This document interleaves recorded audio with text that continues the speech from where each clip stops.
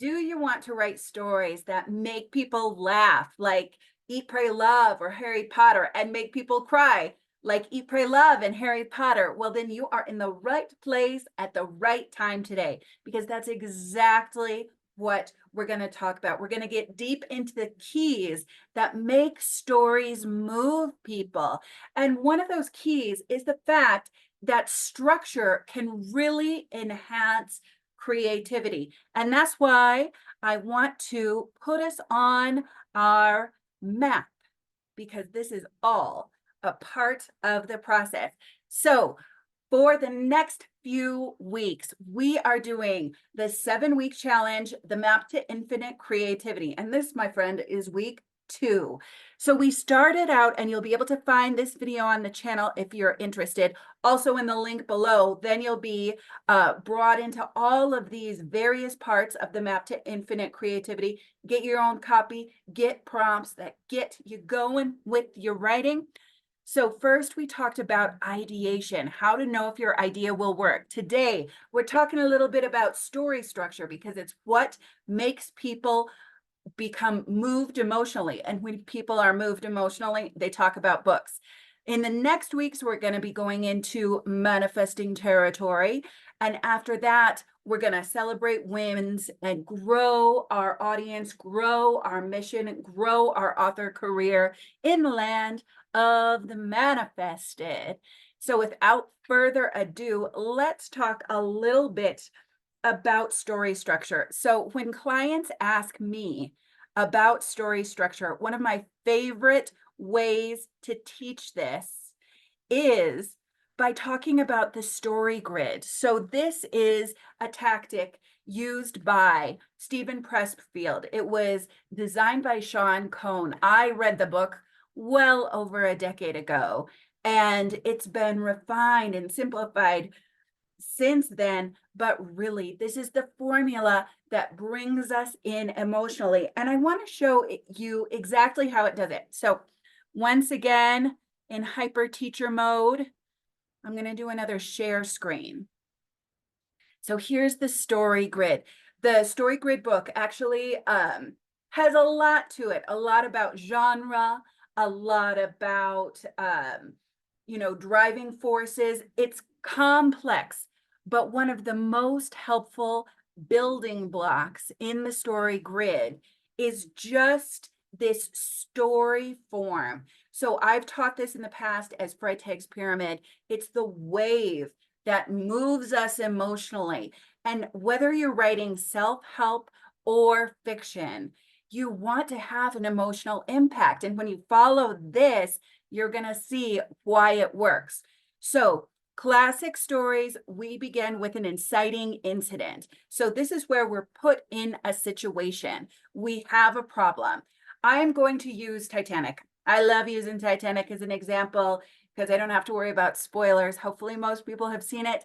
And if you want the example, then you don't have to read a whole book. You can just rent it for a few dollars and see how this all works. So using StoryGrid, we get in a situation, we have people boarding the Titanic, and we know what's going to happen, because if you don't know what happened, they tell you at the beginning of the movie. So we have two protagonists boarding a ship that we know is going to sink. Inciting incident. Complication. So this is the second part of the story wave. And I love how Story Grid articulates it like this, because a complication in a situation is what starts to wrap our emotions in. So I don't know if you've ever come into a story where you just don't feel the depth. Maybe it's like a zombie movie, and yeah, there are zombies, that's a situation, but I don't know anybody who's going to be affected by these zombies, so I don't really feel anything. My emotions don't get involved quite yet. So this is where we really get the complication. What is the complication in Titanic as our example? Well, Jack and Rose meet one another, and we get they're interesting characters. So the complication is the love story between Jack and Rose, and they meet in a very emotionally intense way. Rose is thinking about jumping off the back of the ship, and Jack talks her out of it like a good salesman. He talks her into living. And so that is the complication.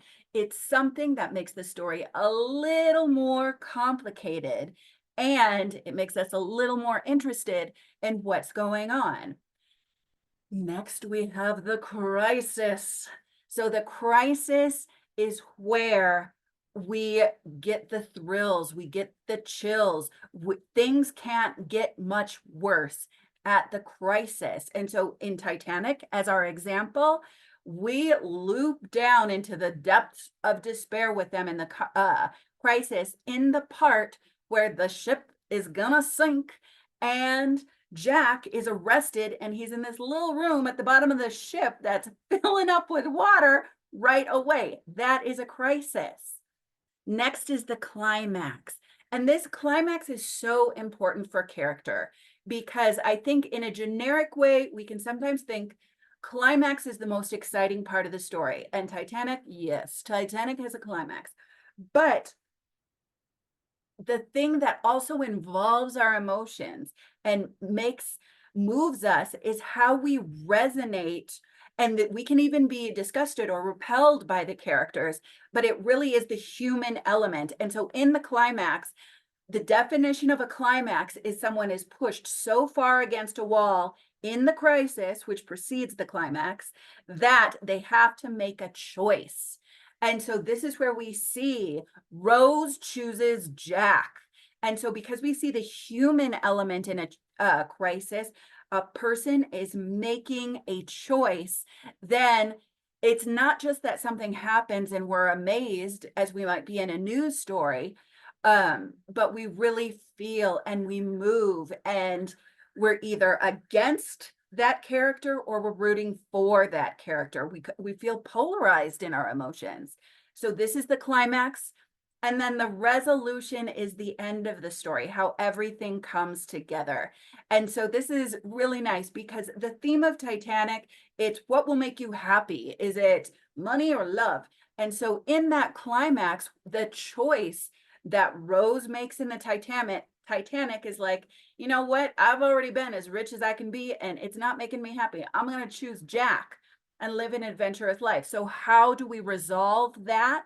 At the very end of the book, we find out that she's lived an adventurous life, the kind of life Jack would probably have wanted her to live. And we assume, well, you could say in your mind, she had that really expensive diamond, so maybe she sold it. Maybe that's how she survived and she got the best of both worlds. Nope, she had the diamond that was in question since the beginning of the story, and she threw it back down to Jack, who never stole it in the first place, but now she's just giving it to him because she doesn't need the money, honey. She is happy how she is. So I hope this is making sense with the story grid. If you're writing nonfiction, I don't want you to feel left out because it's so essential for nonfiction as well. Let me show you. So in this little book right here, there's one story that I have gotten more comments back than any other. So this is The Meaning Method, A Spiritual Path to Writing and Publishing, and it talks about how to write books. So right here in chapter 16, the difference between editing and perfectionism, I actually shared a story that I've gotten more comments back on than any other story in the book. And it's because I put my own vulnerable story into this same structure. So using the story grid again, let's go through it just by memory. So we have the inciting incident in this story from my book. So in my life, I was in a job where I was having a really hard time. I was working long hours, lots of stress. As a teacher, I was often buried in essays, buried in papers. I've told this story before, and I keep telling it because I know it's a situation a lot of people are in, and they resonate when they hear it. And so beginning, inciting incident, what's my situation? I'm in a situation where I'm working really hard and I can't spend the time with my son that I want to. Complication, he swallows cold medicine one day. So I'm working really hard, I'm dog tired. And I get home and I'm taking a rest on the bed. He's 3. He sees cold medicine that tastes like candy. He knows it tastes like candy. And apparently I'm not giving him enough candy. And so he swallows it. And so that brings us into a crisis situation where I am getting to the hospital so they can pump his stomach, and I am really questioning myself as a mom. I feel extremely guilty. I'm working so hard. I'm so tired trying to keep our life together as a family with my steady, stable paycheck. And yet, here we are falling apart in this crisis situation. So, as the protagonist of this particular story, I make a choice. I really work hard on my own business and I transition into this business as an author coach that I have today. And so that happened back in 2018. Here I am in my resolution, still loving my job in 2024, still spending tons of quality time with my son.